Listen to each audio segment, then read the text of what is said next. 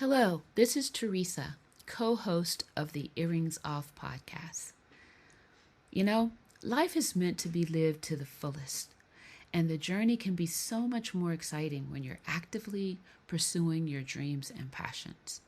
Don't let fear, self doubt, or the comfort of being on the sidelines hold you back. Just do it, as they say. Take that first step. The benefits for starting or taking that step are personal growth, fulfillment, and inspiration. Your dreams are worth the effort, and your passions are meant to be shared with the world. So get off the sidelines and make your dreams a reality. Your future self will thank you. Today's guest is Robert Dortch, Jr. Robert is a leadership strategist, coach, and facilitator, the proud father of two sons, and the owner of Jordan Sindor, a coaching and consulting practice. And he is the epitome of getting off the sidelines and not letting fear or self-doubt hold him back. This is a good one, y'all. Enjoy. Thank you so much for listening to this episode of Earrings Off. We want to invite you to subscribe, rate, and leave us a review. You can find us on Facebook at Earrings Off Podcast and on Instagram at The Earrings Off Podcast. Welcome to Earrings Off. I'm Lou. And I'm Teresa. Let's get started.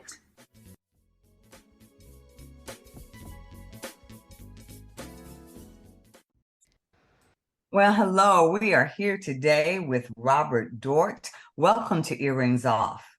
Thank you. Lou and Teresa, it's great to be with you at Earrings Off. Looking forward to our conversation this evening. Well, we're looking forward to it because we have Robert. He recently accomplished quite a feat. He climbed Mount Kilimanjaro. For those of you who don't know, that's a dormant volcano located in Africa. It's the highest freestanding mountain. There are some glaciers there that are estimated to be over 11,000 years old. Now, Teresa and I aren't even going to front like we know anything about mountain climbing, but we don't have to because we know somebody that knows all about it. And we are so excited to talk with you, Robert, today about it because Teresa and I here at Earrings Off, we talk a lot about health and wellness and how to improve our lives and being not only physically healthy, but mentally, emotionally healthy. And we know that there are a lot of tremendous benefits to mountain climbing. It's not only just the physical fitness, but, you know, the persistence and, you know, you get to see some breathtaking views that will just really, literally take your breath away. So we want to talk to you about your recent accomplishments. So we're going to start, first of all, with the very obvious question. Why? I mean, what inspired you to start this journey? So for me, I've always been a curious person. So I am curious by nature. From growing up, I remember my grandfather having me on an elephant at the fair or doing just some, very adventurous things in my life. I had biked Pikes Peak in Colorado with my son. So I have embraced adventure because I'm curious. And oftentimes it's been said that we as Black people don't do that. What are you doing? And so it is to challenge those stereotypes that we have of what we can and what we cannot do, because I do believe all things are possible. And so if it's a mountain to climb, why can't I climb it? And so because of that curiosity, that's what really inspired me. And then I was also in transition. So I had recently left an executive position in philanthropy. And with that, whenever I'm going through transition, I take on a big challenge. And so previously I had done marathons. And so this time it was like, hey, why not Kilimanjaro? And so with that, because I was curious, because I was in transition, because I like challenge, I asked the question, like you're saying, why? I said, why not me? Why not Kilimanjaro? And that's how that whole piece sparked really in March of 2022. I really started really asking myself, why not? And I started talking to friends or my sons to say, who would be willing to do this with me? And I didn't have any takers. They were like, what? You know, a couple people thought about it, got on calls, and they was like, no, I think you have to do this one on your own. And so I got to a point where I wasn't going to do it. Like, I wanted to do it, but I'm like, I don't have anybody to go with me. And, you know, people like, you can't do something like this by yourself. Mm-hmm. Right. And so, but I was in Santa Fe. So I was in Albuquerque doing some work in Albuquerque. And I decided to go on a hot air balloon ride. So I did a hot air balloon ride in Albuquerque, but then I went to Santa Fe and I was in an art store. And there was a young lady who was from Burundi.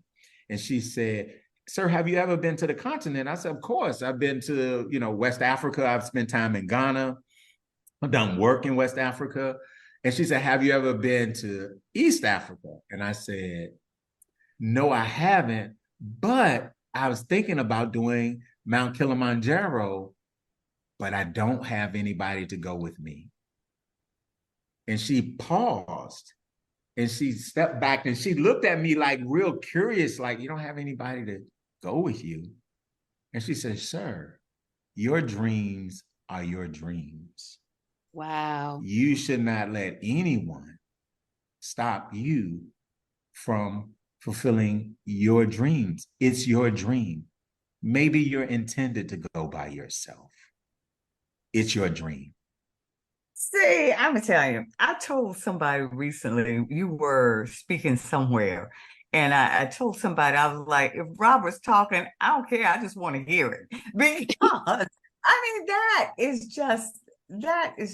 I mean, that makes you think when you hear that kind of statement. And it's so true. Yeah. Yeah. Mm-hmm. Wow. And that was a defining moment right there. And I was like, you know what? It is my dream. And at that moment on that day, which was April of 2022, I said, you're right. I'm doing Kilimanjaro. And she said, even if you have to do it alone, she said, you will be fine. You will be fine. Okay. Did you let her know that you did it? So I've been trying to say I was going to reach out because I didn't know she was still there. I said I was going to reach out to the young lady to let her know, because it stopped me in my tracks, because while I said I'm adventurous and I'm curious, I was going to allow the fact that because I was going to have to go by myself to prevent me from following my dream. It wasn't someone else's dream. I was inviting others to support my dream. And that's what we often do. We often asking people to sign off and permission for us to follow our dreams. We're asking them for permission to support us in our dreams when it's our dreams. Yeah. Yeah. You know, and how often does that happen? You know, if you think about it happens. how often this it happens a lot, because then in some instances, I'm speaking for Lou, if you don't get someone to support you, then it's like, oh, well, I'm not supposed to do that. You know, we take that as a sign that that's not something I should be doing, when actually what you're stating, I believe, is a better truth, that if it's your dream, then it's meant for you to do. Yeah. Yeah. So Robert, would you please share some basic info about the mountain and the conditions? And so the thing about the conditions, and I think what people about Kilimanjaro, you don't really realize until you're there, is the altitude, right? I had the highest altitude that I had experienced was 14,000, about 14,000, a little bit more than 14,000. And that was in Colorado Springs when biking Pikes Peak. So that was the high. So I had never been that high before. So the altitude was one of the things that I don't think you can really prepare for the altitude unless you go into high altitude environments, which I did not do, which I would do differently next time. right? Mhm. And what you do with is, so it's 19,341 feet. So as Lou said, the highest freestanding, mountain in the world. And so that means it's not connected to like mountain ranges and those types of things. Right. And so that was one, the altitude. I think the weather conditions. And so with Kilimanjaro, you change the weather conditions and the climates change. So you start off in the rainforest. On Sunday, I start off in the rainforest. By Saturday, I'm in 3 below, and it looks like barren with glaciers. And so you're talking about in a 7-day period, you go from rainforest where you're in shorts and a t-shirt to the next, Wow. I have 6 layers of clothing on by the 7th day, and it is 3 below. Wow. And the altitude has just increased drastically from like 8,000 to over 19,000. So you go from like 8,000 feet when you're in the rainforest to the next thing you know, in a matter of 7 days, you're at 19,341 feet. And it's different climates. So like the rainforest, I mean, it's like a rainforest. It's humid, it's green, it's lush, it's vibrant. It is amazing.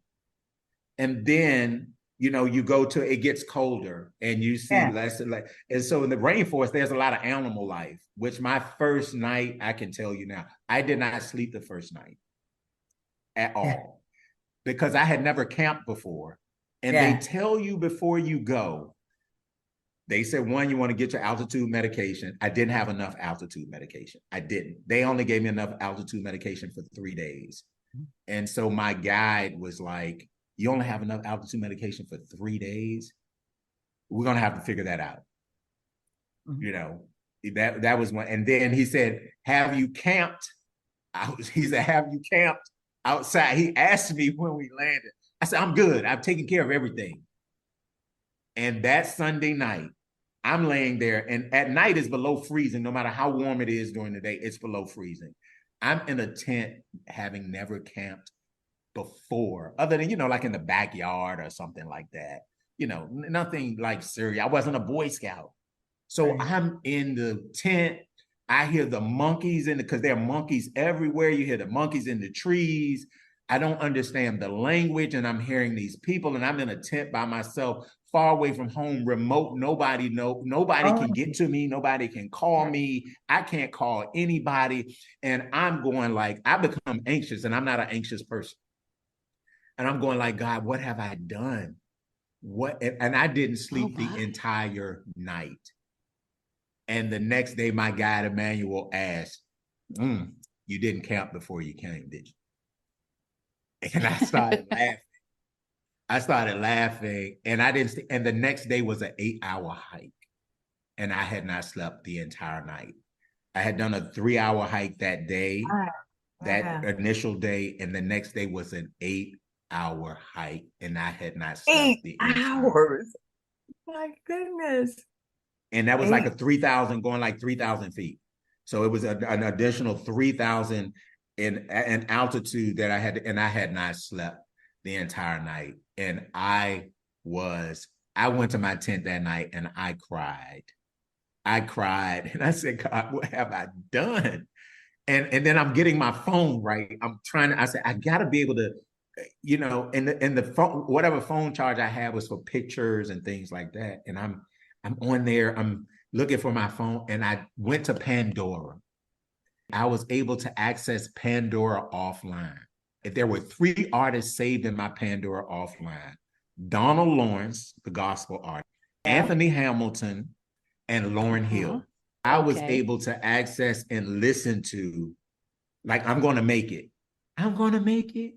Yes, I am. And that right there was like a lifesaver for me. That night was a lifesaver for me because I was struggling. Those first 2 days, I struggled and didn't know if I could make it because I wasn't sleeping. I hadn't camped. The altitude, I wasn't taking any medication. And that being able to, that was like, and at that moment, I said, God is with me. There multiple times I said God was with me, but that was the second moment. The first moment was when I got my guide, Emmanuel, and his name was Emmanuel, and it said, Emmanuel means God is with me. And I knew, I said, that's a sign of God. But then when I was able to access Pandora offline, and like I said, it was Donald Lawrence, Lauryn Hill, and Anthony Hamilton, I was like, oh, okay, I'll be okay. And that was a defining, and that was like day 2. And I still had like 6 more days on the mountain. Wow. Wow. Wow. What a story. Yeah. So Robert, you in retrospect, you said you thought about some things that you maybe should have done differently. But what did you do? You know, I don't want to go back over what you didn't do, but what did you do to help you prepare for the climb? So the idea of the preparation, I tell it involves several things. So one, you want to find a guide that you can trust, right? So I talked to persons who had done Kilimanjaro, and they connected me. I said I wanted to be connected with one, an African guide, a Tanzanian guide who understood the landscape, the climate, and that could be trusted, right? So that was one of the things, identifying a great guide who could be there, because without your guide and your crew, you don't make it. So that was an important part of finding that. So that was securing Emmanuel in June. Then another piece was the training piece, to say, okay, from a preparation, they say you need about 3 months to prepare, right? So I decided in April, and then I said, I'm going in August. So then it was like going through at least a 12-week regimen where, you know, there were days where I would do 4 hours of hiking. I would have a 25-pound pack. So you have to say, okay, how can I do and prepare and acclimate to hiking? So I did hiking in various places. So at least, you know, up to 4 hours a day. I should have done up to 8, but I did 4. I would be on my elliptical. I bought an elliptical, and I would be on the elliptical for 3 or 4 hours. I would put the pack on and be that to kind of, you know, simulate that weight training, cardio training, biking. Like I did like a 30-mile bike ride. I mean, so I would do a number of things. And then I took a big fall on my bike. I was going 25 miles an hour on my bike, and I fell. And so then that just kind of, my shoulder got a little jacked up. I had contusions and stuff, but I'm like, long as my legs are okay, I can still do Kilimanjaro. So it was like the training regimen. And I mean, this is like every day to try to acclimate myself. There are some stairs in Churchill, Libby Hill. There are these steps, right, and I would do like 14,000 and those types of things to prepare myself for that. So the guide, the training, but then nutrition became an important part. Like for me, I am pretty much plant-based and vegan. I don't eat pork, red meat, no poultry. And so for me, it was just like, how could I get the carbs and the proteins and the nutrients that I was going to need? So Emmanuel really worked with me beforehand. And then the first person that I met other than Emmanuel when I got to Tanzania was the cook, to really talk through that, because then I had to also cut back on my sugar. Because sugar can cause inflammation. And that inflammation could like trigger my sciatic or something like that. So I was very intentional about, you know, my nutrition and what I was eating. And my eating was for energy, to say, okay, I have to eat for energy and think about that. And then I'm trusting these folks to cook my food every day. Right. And that the water source was on the mountain. And so they had to find water every day. They would boil my water. And so then that's another thing, right? With nutrition, hydration was critical. The hydration preparing for it. But while I was on the mountain, there were times that I had to wake up at night and say, hey, you have to drink more water, because they would take my vitals and he said, hey, you got to drink more water. You got to be hydrated. And so that was another key piece. So the training regimen, a regular training regimen, the nutrition, and hydration. And then the fifth piece, which is more important, was the mindfulness prayer meditation piece. So I was journaling before. I started journaling first time I went to Africa in 96. And so I've been journaling ever since. But the journaling, the prayer, and the meditation, because it wasn't just about physically being ready, it was about emotionally and spiritually being ready. And I think we have to think about that when we're taking on challenges. We may think about the physical aspects, or we may think about the mental aspects, but a lot of times we need to think about the emotional and the spiritual aspects of that. Right. So Wow. those were like the 5 things that really helped me to, to get ready. And see, when you talk about getting the guide or you making contact with Emmanuel, I'm thinking when you get there, but he helped you prepare prior to that, gave you Beforehand, information. yes, yes. Wow. Yeah. Yeah, because he's telling me these are the things I need. So he's talking about like the equipment that I'm going to need. Right. He's sending me my supply list, going through all of that. So he's sending me all of those things beforehand. So these are the supplies you need, the types of shoes you need, the type of jacket you need. I mean, we're kind of going through those things before I even get there, because those are things that are going to either have to come with me, or they're things that he's going to have over there, already. So we're going through that list. So we were in like constant communication, and it was a 7-hour time difference, right? So they're like 7 hours ahead. So it was like constant communication with, Emmanuel and the crew to say, okay, do you have this? You have this. And I'm going through my checklist, making sure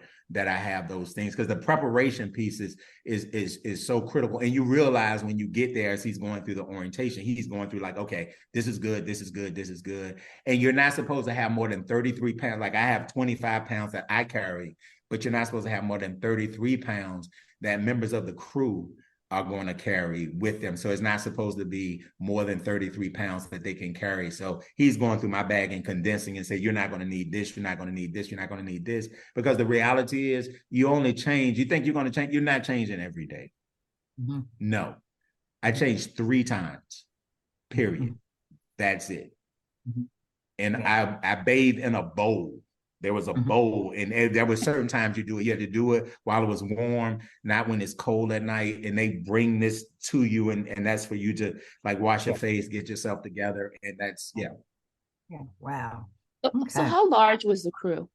How many people? The crew there were 8. They were including Emmanuel. There were 8, and so they became my family. And so even that was initially because I was the only African American on the mountain. Mm-hmm. Yeah. The only African American on the mountain. And so, and initially the way it's set up, they don't want you to engage with the crew. Because it's saying the clients don't like that, right? Because I said, that's not me. And so I started trying to understand language and having conversations with the 8-person crew. It was, Emmanuel and John and Peter, Nicholas, Jackson, Good Luck, Michael, and John II, right? Mm-hmm. And so that was the crew. So it's the cook, the people who are going to set up and break down things for you. And they became instrumental for me because I would go in their tent as they're playing cards or doing something to have some relations, because no one else was really interacting with me. I was like by myself, and only 10% of the people who do Kilimanjaro will do it by themselves. 10%. Everyone else usually has a group. And so I connected with a guy who was with me for a couple of days. Because both of us he was from Brazil, and he was doing it as a milestone for him, because he said nobody would come with me either. Nobody would come with me either. So for 2 days, we were able to kind of, connect and be supportive. But then we took different routes, because there are like 7 different routes. And I took a longer route, the route that was for 8 days, which tried to allow my body to acclimate to the altitude. So it was a crew of 8. Amazing. Robert, tell us, what did you learn during the experience, and how has it impacted you? That's an amazing question. And there are so many, lessons. Like I think the main thing, as I shared earlier, about your dreams are your dreams, and you don't need permission from someone else to follow your dreams, right? It's really about you believing in the dreams that have been placed in you, and they've been placed in you for a reason. And so it's about believing in the dreams that you have and not feeling like you have to get permission to live your dreams, right? I think another piece you learned from me was the idea of being able to ask for help and support. Like, you're not going to be able to, you don't make it through these types of adventures on your own. And we live in a world where a lot of times we say, pull your stuff up by the bootstraps, do it, get it, do it, you can do it. And you don't do this stuff alone. So the importance of partnership, working with people, which involves trust. You're talking about people that I did not know, and having to trust them, and basically trusting them with my life. And so the idea of being able and willing to not just believe and follow your dreams, but being able to say, I need your support, I need help, and I'm willing to trust you with my life. That, and the importance of a couple of things is resilience and perseverance. And I will share this. So on the seventh day, which is the day of I'm supposed to summit, they wake you up, or like, and some people woke up at 11 o'clock the night before because they want to get there by sunrise and they want to see sunrise. He woke me up at 1 o'clock because he said, you're not adapting well to the cold weather. I mean, the weather was so cold. So he said, we're going to wake you up later and we're going to start later. We'll wake you up at 1. We'll start at like 2:30.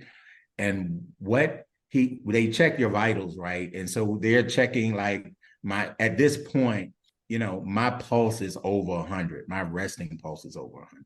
Whoa, and I'm really? Like every time I move, I'm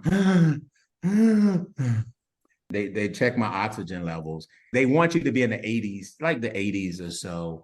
And when I put my hand in and it was like 76, and then it went down to 74, and then it went down to 72, and then it went down to 70.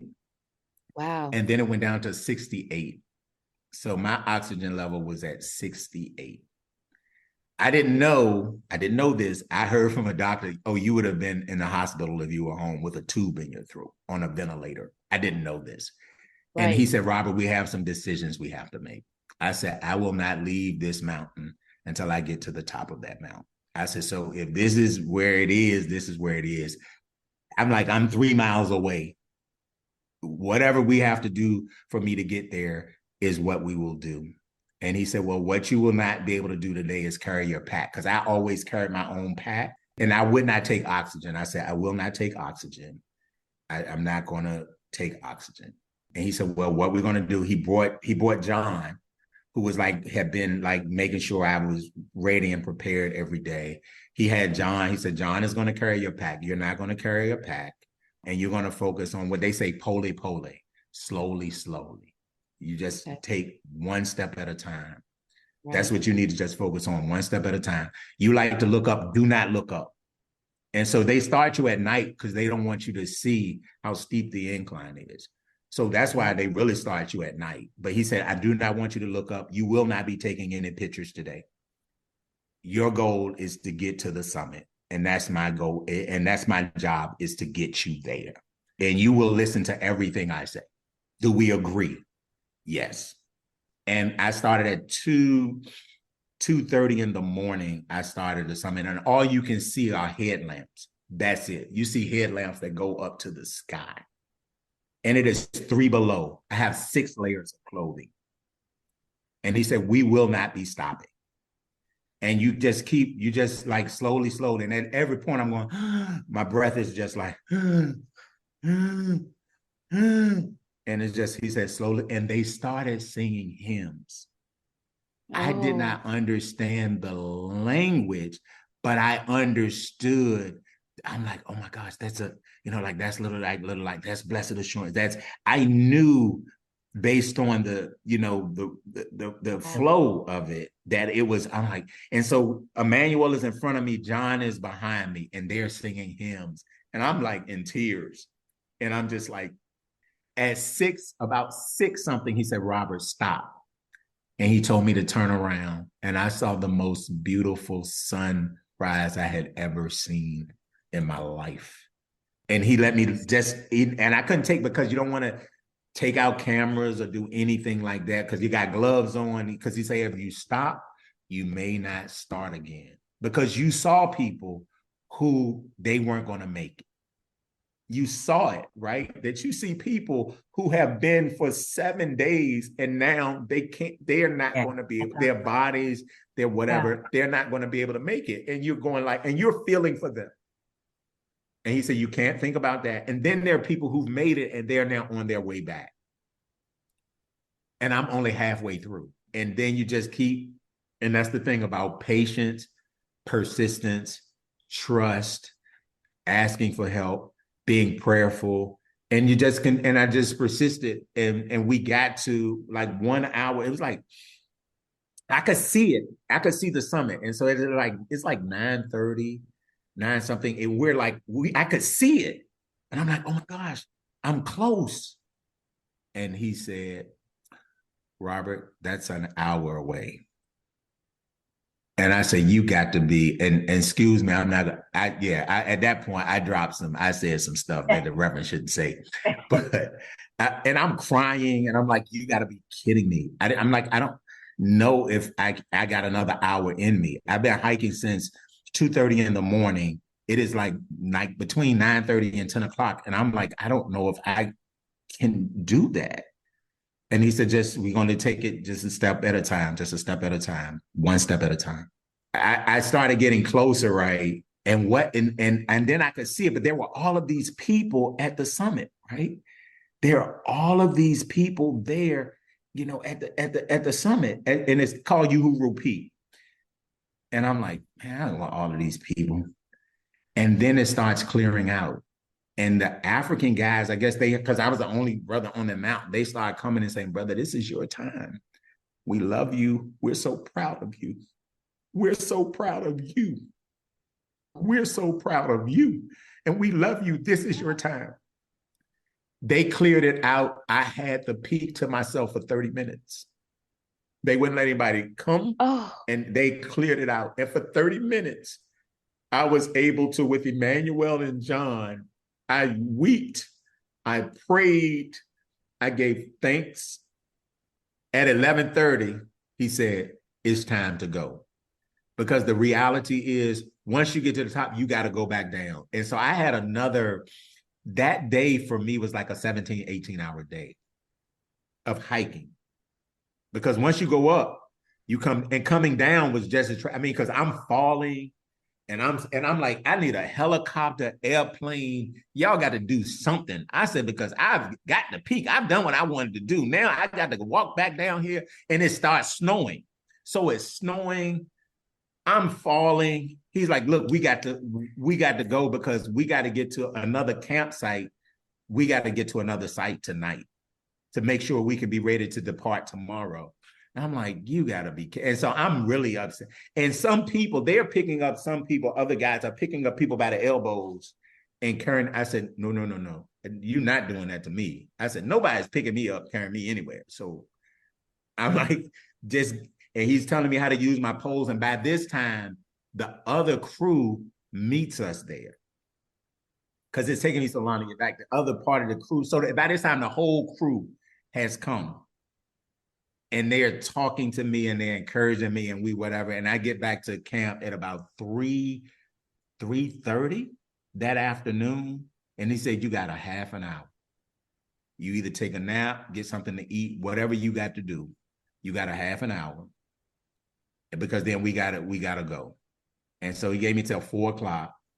And from 4 to 9:45, we hiked until we got to the site for the night. That was the night I slept the entire night. I mean, I was falling asleep in my food because they say you got to eat because you got a big day the next day where it's like a 6-mile hike to get back to the exit. And I was just so tired. I made a couple of calls. I was able to make a couple of calls. And that was there's so much I could tell y'all, but I made a couple of calls to let people know I had made it. That night, I fell asleep at like 11 something. When I woke up, it was like 6 in the morning. And that was the longest I had slept since I had been on the mountain. I am at a loss. That is an amazing story. And when you were at the summit, you mentioned you had on gloves. Did you get any pictures? Yes. I mean, if you can, I could share some pictures with you. But so I have a lot of pictures that I was able to take, and I do have pictures. One of the best pictures was the 3rd or 4th day where we hiked above the clouds. And when you are looking, you are above the clouds. And that was like one of the most amazing experiences. And what was amazing about it, because when you hike above the clouds, there are all of these rocks and stuff like this. And so I see people sitting on rocks. I'm thinking they're meditating. And I'm going like, why are these people meditating? Let me get up here and I'm going to meditate where, because all of the Tanzanians were like on the rocks. It was because there was a signal nearby. So they were able to access and use their mobile phones, right? So what happened was, I was like, what? I went and got my phone, and the guy made room for me on the rock, and I made like 4 or 5 calls to say to my son, mother, friends, say, look, I'm here, I'm this, I'm okay. And it was another time my son said I called him. He said I was delirious. He said, you said this is the hardest thing I've ever done in my life. I don't remember the call at all. I don't remember it at all. And he said you were crying, and you said this is the hardest thing. And he said, I've never heard you say that. He said, so I became concerned, but I knew you were, you were in where you were. So it was just like, I was able to get some amazing shots and amazing pictures. And I did an exhibit when I was at the Black History Museum of pictures. Like I have a whole virtual photo exhibit. I have hundreds and hundreds of pictures. And I did get a couple of pictures at the summit, but on that day, because of how cold it was, he didn't let me, it was just, and then at that point, all of my batteries, my whatever are like out. I had a GoPro, I had 2 phones, I had like bricks to put for charging purposes. And so I had all of those things, but those things represent weight. And when you need to be very efficient. And that's another thing you learn about. The things you think you need, you don't need. Right. And in life, we have more things. It's focused on what matters. Right. He's like, you don't need all of that. Most of the stuff that I had that I took over there, I left there with the crew.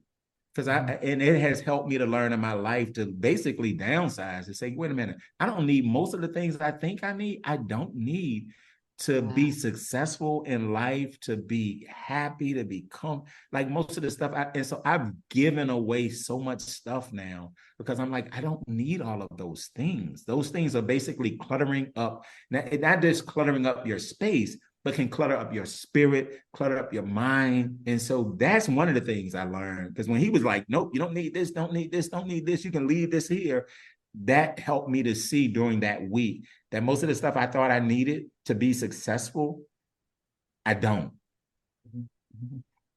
Well, Robert, you've spoken before about your sons, your family, your parents, and how much you love them, and you have a wonderful life.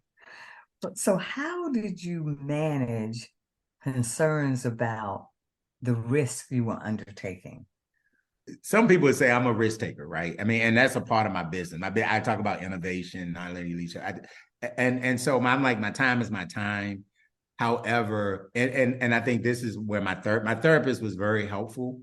My therapist was very helpful to say, okay, understand their perspective. Because I was like, what? Why can't y'all just like, get with the program, just support me. And he said, you got to understand while you're doing it, they're going to be waiting and they're not going to know. They're not. So there was an idea of being empathetic with them.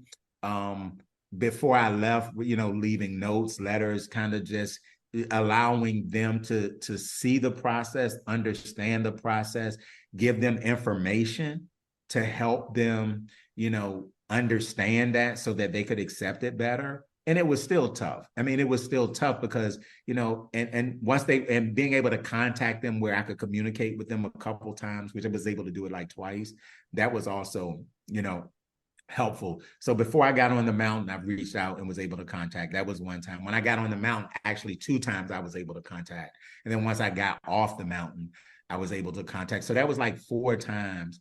And then once I got to like the Serengeti and stuff like that, I was able to contact them more. And because I had accessibility. But on the mountain, I was able to contact them twice. But giving them information and me being empathetic to the fears and concerns. And my therapist helped me to do that.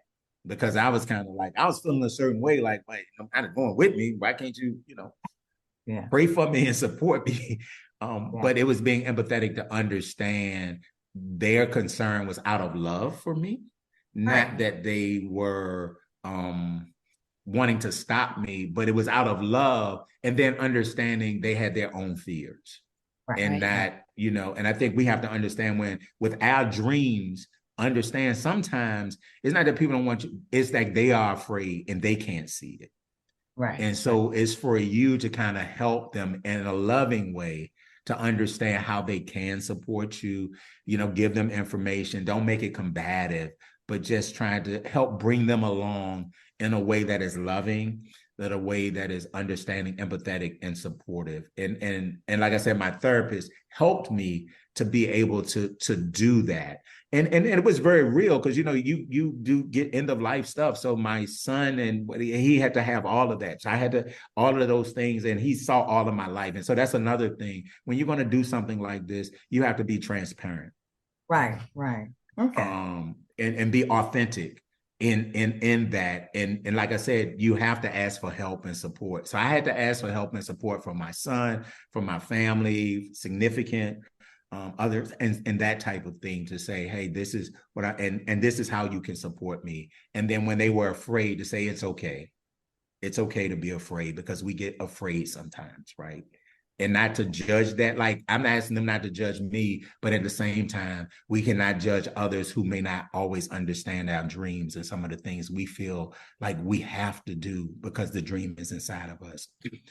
But and so being accepting in a mutual way is important. Okay.